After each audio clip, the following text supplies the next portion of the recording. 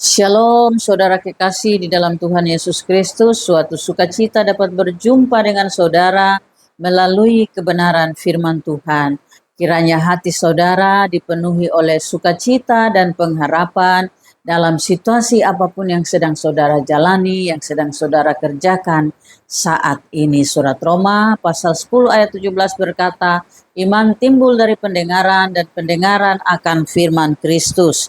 Mari kita berdoa. Bapa di surga, di dalam nama Tuhan Yesus Kristus kami meminta pertolongan di dalam kuasa Rohul Kudus supaya baik hamba-Mu yang menyampaikan maupun setiap orang yang mendengarkan memperoleh berkat dari kebenaran firman Tuhan. Di dalam nama Tuhan Yesus Kristus kami berdoa. Amin. Nats firman Tuhan untuk kita dari Filipi pasal 2 ayat yang ke-8. Dan dalam keadaan sebagai manusia ia telah merendahkan dirinya dan taat sampai mati, bahkan sampai mati di kayu salib. Dan temanya adalah mencintai hingga terluka.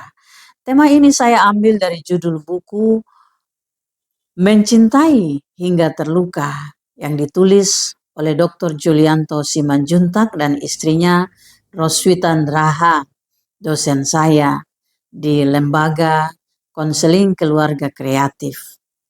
Saudara kekasih di dalam Tuhan, hubungan antara tema ini dan nats kita adalah tentang cinta Allah di dalam Yesus Kristus. Cinta Allah bukan hanya sampai terluka, tetapi Yesus sampai mati di kayu salib. Itulah cinta Allah. Apakah cinta yang dinyatakan, dibuktikan oleh Allah melalui Yesus sampai mati di kayu salib dapat disejajarkan atau disamakan dengan cinta manusia seperti cinta seorang kekasih, seorang suami, seorang istri, atau orang tua kepada anak yang membuat mereka terluka? Tentu saja tidak. Karena cinta Yesus adalah cinta ilahi.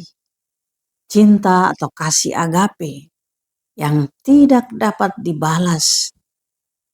Tetapi yang sama adalah kekuatan dan hakikat dari cinta itu sendiri.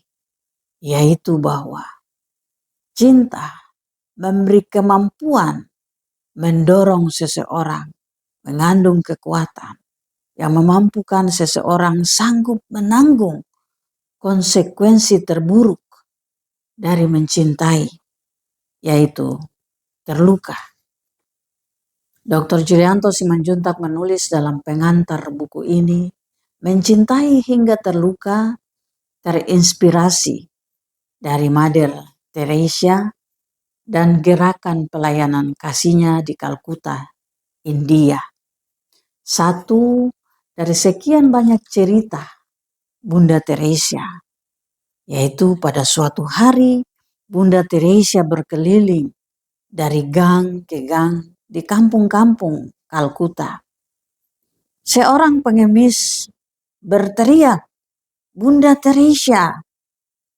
Sambil menarik kakinya ia mendekati Bunda dan mengulurkan tangannya, memberikan sesuatu kepadanya sambil berkata, "Ini untukmu. Aku ingin memberikannya kepadamu," kata pengemis itu. Dan pemberiannya adalah semangkuk uang receh, hasil jeripaya mengemisnya sepanjang hari itu. Mother Teresa menolak halus dan berkata, "Mengapa, Bu? Bukankah ini untuk makan ibu hari ini?" "Tidak usah, Bu." Pengemis itu memandang Bunda Teresa dengan mata berkaca-kaca. Dia memang belum makan dari pagi. Bunda Teresa memperhatikan bajunya yang lusuh dan kulit yang berbalut tulang yang berlutut di depannya. Ia mendesak dan memohon supaya Bunda Teresa tetap menerima pemberiannya. Ia berkata, tapi Bunda, ada yang jauh lebih menderita daripada aku. Terimalah Bunda, berikan uang ini kepadanya, kata pengemis itu dengan penuh harap. Bunda Teresa tidak menolak. Ia tidak berani menolak. Lalu ia berkata, baik aku menerima. Terima kasih. Sambil menepuk bahu pengemis itu dengan penuh haru. Ini tanda ia menghargai jerih payah sang pengemis itu. Saudara, pesan yang terkandung di dalam hadiah sang pengemis itu, betapa ia memberikan hartanya dengan segala cinta. Ia mau membahagiakan orang lain. Inilah salah satu contoh mencintai hingga terluka. Mencintai hingga terluka adalah satu proses cinta yang dapat mencatat, menorehkan sejarah. Cinta yang berkorban terus akan dikenang oleh yang menerimanya. Bukankah itu juga yang mendorong kita, yang menguatkan kita, yang memampukan kita, bukan hanya untuk mengenang Yesus, tetapi sungguh-sungguh meyakininya, mengakuinya, dan mencintainya sebagai Tuhan dan Juru Selamat kita. Cinta hingga terluka memiliki kualitas yang sangat tinggi, seperti emas yang tidak mudah lekang.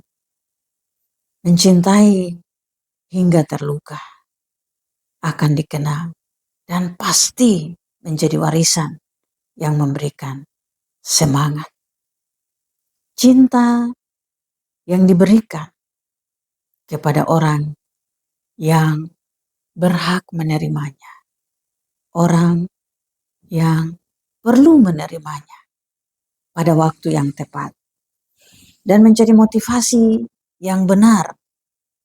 Mencintai sebagai motivasi untuk perubahan, mencintai sebagai motivasi untuk kekuatan, mencintai sebagai motivasi untuk mengampuni, sungguh menyenangkan hati Tuhan. Sebab itulah juga yang dilakukan oleh Tuhan kita sendiri dan setiap orang yang menerimanya. Pertanyaan yang sangat sederhana, bagaimana dengan kualitas cinta Anda hari ini?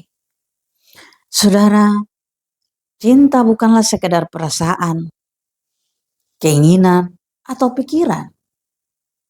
Cinta juga bukanlah sekedar harapan atau cita-cita di dalam diri kita. Tapi cinta adalah sebuah proses. Cinta adalah belajar. Kalau cinta adalah belajar, maka cinta adalah juga keterampilan.